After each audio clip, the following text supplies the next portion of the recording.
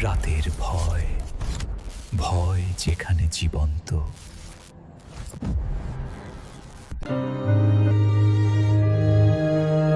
আসসালামু আলাইকুম, আমি সাব্বির। আপনারা আমাকে সাব্বির জি হিসেবেই চেনেন।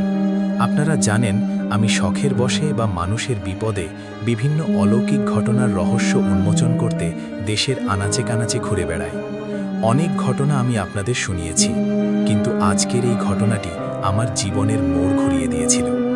এই প্রথম আমি এমন কিছুর মুখোমুখি হয়েছিলাম যেখানে আমার নিজের বেঁচে ফেরাই অসম্ভব ছিল। ঘটনাটি পটুয়াখালীর একটি বিচ্ছিন্ন গ্রামের। আমার কাছে একটি ইমেল আসে স্থানীয় এক স্কুল শিক্ষকের কাছ থেকে।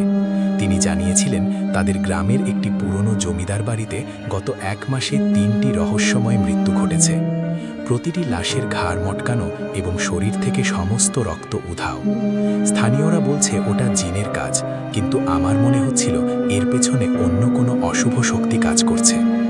আমি যখন গ্রামে পৌঁছালাম তখন দুপুর গড়িয়ে বিকেল। গ্রামটা অদ্ভুত রকমের শান্ত। মেঠো পথ দিয়ে হাঁটার সময় মনে হচ্ছিল গাছগুলো যেন একে অপরের কানে কানে কথা বলছে। জমিদার বাড়িটির নাম জিনাত মঞ্জিল। বিশাল এক ফটক যা এখন লতা গুল্মে ঢাকা। বাড়ির ভেতরে ঢুকতেই এক ভ্যাপসা পচা গন্ধ নাকে এলো। আমার সাথে ছিল আমার বিশ্বস্ত ব্যাগ, যাতে থাকতো তসবিহ, কিছু ধূপ আর বিশেষ ধরনের লোবান। রাতে থাকার জন্য আমাকে উপরতলার একটি বড় ঘরে জায়গা করে দেওয়া হলো। ঘরটা বিশাল, পালঙ্কটা নোনা ধরা কাঠের। জানালার ওপাশে বড় একটা দিঘি, যার পানি কুচকুচে কালো। রাত তখন 12টা। আমি তসবিহ পড়ছিলাম। হঠাৎ মনে হলো জানালার ওপাশে দিঘির পাড়ে কেউ দাঁড়িয়ে আছে। টর্চ জ্বালাতেই দেখলাম একজন মহিলা, কিন্তু তার পরনে কোনো মানুষের পোশাক নেই, বরং পশুর চামড়ার মতো কিছু একটা। সে স্থির হয়ে আমার দিকে তাকিয়েছিল। হঠাৎ সে অদ্ভুত এক ভঙ্গিতে দৌড়াতে শুরু করলো। মানুষের মতো নয়, 4 পায়ে জানোয়ারের মতো।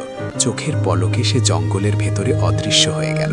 আমি বুঝতে পারলাম খেলা শুরু হয়ে গেছে। রাত 2টোর দিকে আমার ঘরের দরজায় নখের আঁচড় কাটার শব্দ হলো। খচ খচ খচ। আমি ধীর পায়ে দরজার কাছে গিয়ে দাঁড় করালাম। ওপাশ থেকে একটা ভারী নিঃশ্বাসের শব্দ আসছে। আমি জিজ্ঞেস করলাম, কে? ওপাশ থেকে কোনো উত্তর এলো না, বদলে এক অমানসিক আর্তনাদ শুনলাম, যা মানুষের গলা দিয়ে বের হওয়া সম্ভব নয়। পরদিন সকালে আমি বাড়ির এক কোণে পুরনো কিছু নথিপত্র খুঁজে পেলাম।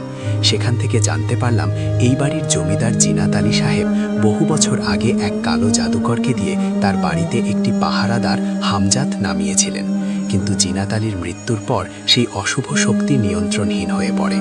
সে এখন এই বাড়ির আশেপাশে যে কাউকে পেলেই তার প্রাণ কেড়ে নেয়। গ্রামের সেই শিক্ষক আমাকে জানালেন, সাব্বির জি, আপনি এখান থেকে চলে যান। ওটা সাধারণ জিন না, ওটা মানুষের রক্ত ছাড়া থাকতে পারে না। কিন্তু আমি পিছু হটার পাত্র নই। আমি ঠিক করলাম আজ রাতেই এই অশুভ শক্তির অবসান ঘটাবো। রাত নেমে এলো। আমি বাড়ির সামনের উঠোনে একটি গোল দাগ কেটে বসে পড়লাম। চারপাশে লোবানের ধোঁয়া দিয়ে এক মায়াবী পরিবেশ তৈরি করলাম। হাতে আমার বিশেষ আমল করা লাঠি। রাত 3টে বাজার সাথে সাথে চারপাশের গাছপালা মরমর করে ভেঙে পড়তে লাগলো। হঠাৎ অন্ধকার চিরে সেই ভয়ঙ্কর প্রাণীটি আমার সামনে এসে দাঁড়ালো। তার উচ্চতা প্রায় 10 ফুট, গায়ের চামড়া ঝুলছে, চোখ দুটো আগুনের গোলার মতো জ্বলছে।